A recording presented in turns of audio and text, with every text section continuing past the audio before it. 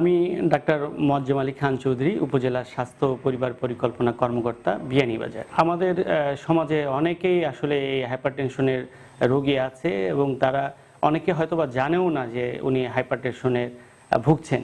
তো সেই রোগীগুলোকে আমাদের বের করে আনার জন্য আমাদের সরকারের পক্ষ থেকে, আমাদের জাতীয় পর্যায়ে এনসিটির পক্ষ থেকে বিভিন্ন ধরনের উদ্যোগ আছে এবং সেই উদ্যোগে সামিল হয়ে এটার সাথে রিজলভ সেভ দ্য লাইফ কাজ করছেন এবং সেটারই একটি pilot project hypertension screening and control program আমাদের বিয়ানীবাজারে উপজেলায় চলমান আছে এবং এই কার্যক্রমের মাধ্যমে আসলে আমাদের অনেক হিডেন হাইপারটেনসিভ পেশেন্টকে আমরা শনাক্ত করতে সক্ষম হচ্ছি, যেটা আসলে কোনো অবস্থাতেই যদি এই প্রোগ্রাম চলমান না থাকতো হয়তোবা তারা কমপ্লিকেশন ডেভেলপ করার আগে হয়তোবা তারা শনাক্ত করা আমাদের পক্ষে হয়তোবা সম্ভব হতো না।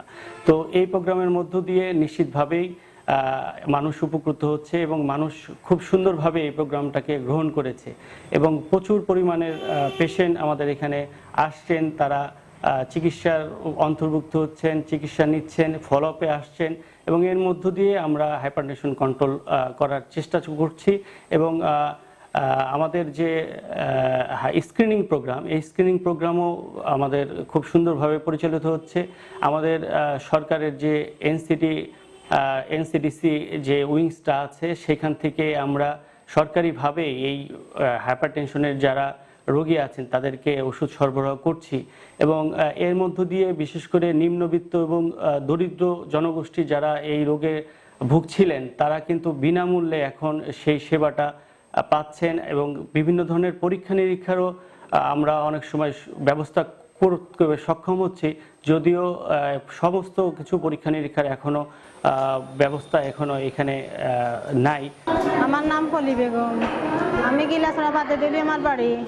আমি ওখান থেকে আসছি ওখানে প্রেশার মাফাইয়া 3 মাস ধরিয়া প্রেশার মাফাইয়ার আমি মাফানি এখন আল্লাহ দিলে কমছে আমার। আর আগে তো হাতে চাপ দিয়ে মাপতো, এখন যন্ত্র দিয়ে মাপে, এখন সঠিক একটা।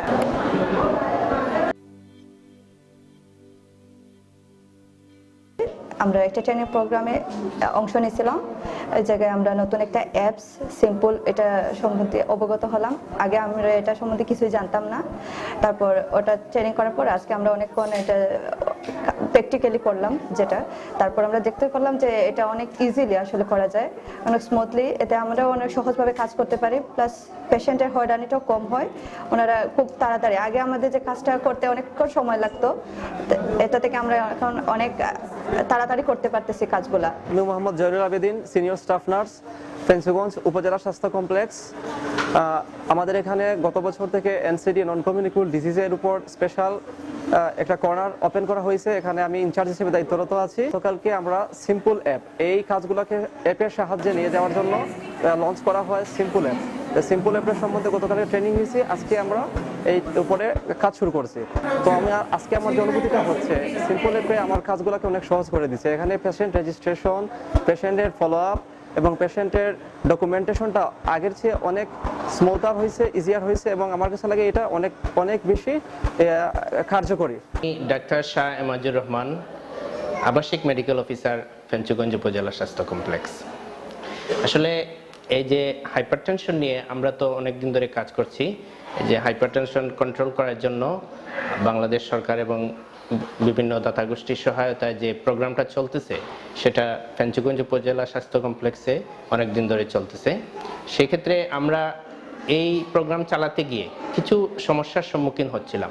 যে অ্যাপটা আমরা এখানে শুরু করছি সিম্পল অ্যাপ, নামের সাথেই আসলে বলতে গেলে এটা খুবই সিম্পল এবং আমি মনে করি এটা আমাদের জন্য খুবই উপকারী হবে। অনলাইন এবং অফলাইন দুইভাবে এটাতে ডাটা এন্ট্রি করা যায়। একজন রোগী যখন আসবে সাথে সাথে আমরা রেজিস্ট্রেশন করতে পারি এবং তাদেরকে আমরা ফলো আপ করার জন্য যে সিস্টেমগুলো আমরা এখানে এতদিন ম্যানুয়ালি করতাম সেটা অ্যাপসের মাধ্যমে করতে পারবো। নিশ্চিতভাবেই আগামী দিনগুলোতে এই এনসিডি রিলেটেড যে প্রোগ্রামটা চলমান আছে, হাইপারটেনশন স্ক্রিনিং কন্ট্রোল প্রোগ্রাম, সেটাকে একটি সফল প্রোগ্রাম হিসেবে আমরা হয়তোবা আমাদের এই প্রজেক্ট যেদিন শেষ হবে সেই সময়ে হয়তোবা আমরা একটা সফল প্রোগ্রাম হিসাবে দেখতে পাবো। তো আমরা সকলেরই সকল সহযোগিতা পাচ্ছি। বাংলাদেশ সরকার, রিজলভ সেভ দ্য লাইফ এবং হার্ট ফাউন্ডেশন সবাই আমাদেরকে সর্বতোভাবে চেষ্টা করে যাচ্ছেন যাতে আমাদের এখানে যে প্রোগ্রামটা চলমান আছে সেই প্রোগ্রামটা যাতে সুন্দরভাবে পরিচালিত হয়, মানুষ যাতে উপকৃত হয়।